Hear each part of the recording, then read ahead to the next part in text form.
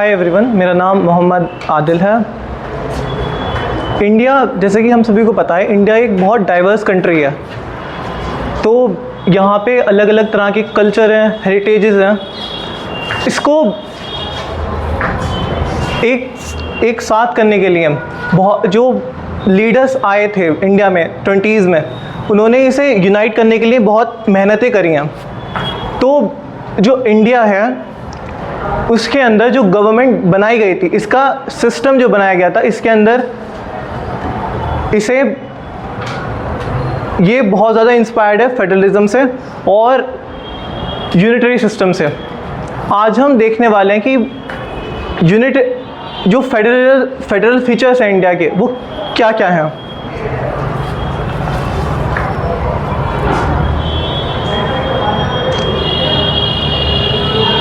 मैंने इसके अंदर 4 फीचर्स कवर करे हैं इंडिया के।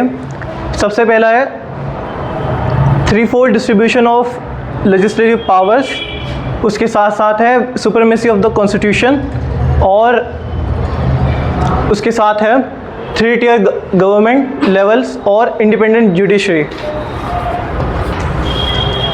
हम सभी को पता है कि फेडरलिज्म का सबसे पहला फीचर ये है कि जो गवर्नमेंट के लेवल होंगे वो डिवाइडेड होंगे, कि एक नेशनल लेवल पे गवर्नमेंट होगी और एक स्टेट लेवल्स पे गवर्नमेंट होगी। तो इंडिया के अंदर जब शुरुआत हुई थी तो 2 लेवल की गवर्नमेंट थी, एक नेशनल लेवल पर और एक स्टेट लेवल पर। लेकिन टाइम के साथ एक 3rd लेवल ऐड करा गया था लोकल गवर्नमेंट के नाम से।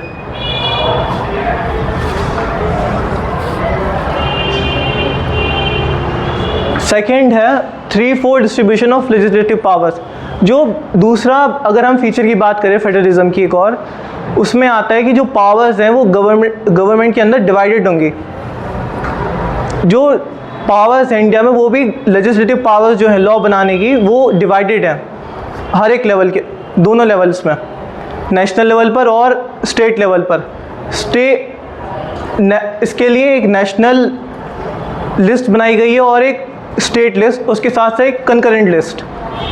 जो नेशनल लिस्ट है उसके अंदर कई सारे सब्जेक्ट आते हैं जो नेशनल लेवल पे नेशनैलिटी के लिए, पूरे नेशन के लिए रेलेवेंट है।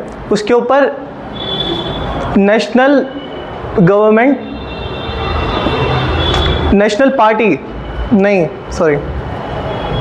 यूनियन गवर्नमेंट लॉ बनाती है,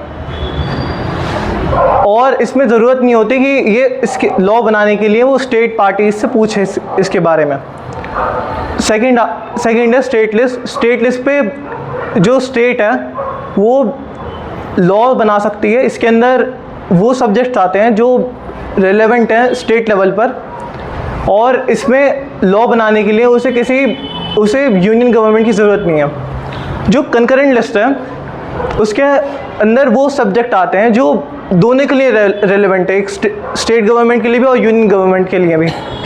इसके ऊपर दोनों गवर्नमेंट्स लॉज बना सकती हैं, और अगर इनके लॉज में जो स्टेट गवर्नमेंट लॉ बना रही है और जो यूनियन गवर्नमेंट लॉ बना रही है, अगर उसमें कोई कन्फ्लिक्ट आता है तो जो यूनियन गवर्नमेंट का लॉ बना होता है वो प्रिवेल करता है, वही चलता है।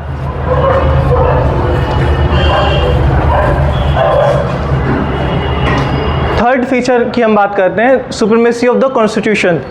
कॉन्स्टिट्यूशन जब बनाया गया था तो इसे रिजिड बनाया गया कि कोई इसके अंदर इसमें जो चेंजेस हैं वो आसानी से नहीं करे जा सकते।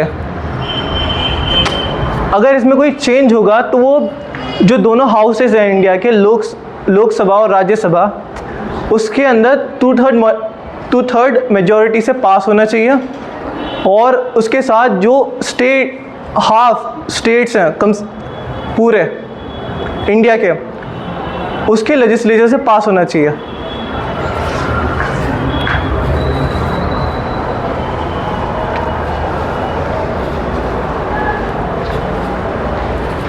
फोर्थ फीचर की हम बात करते हैं, इंडिपेंडेंट जुडिशरी।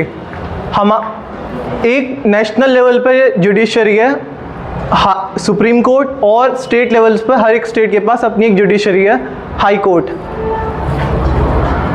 ये ओवरसी करते हैं जो इम्प्लीमेंटेशन है कॉन्स्टिट्यूशन की वो सही तरीके से हो रही है या फिर नहीं हो रही।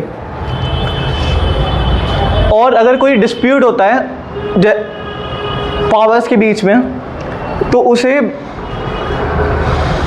हाई कोर्ट और सुप्रीम कोर्ट एक साथ उसके ऊपर एक डिसीजन क्रिएट करता है। Thank you.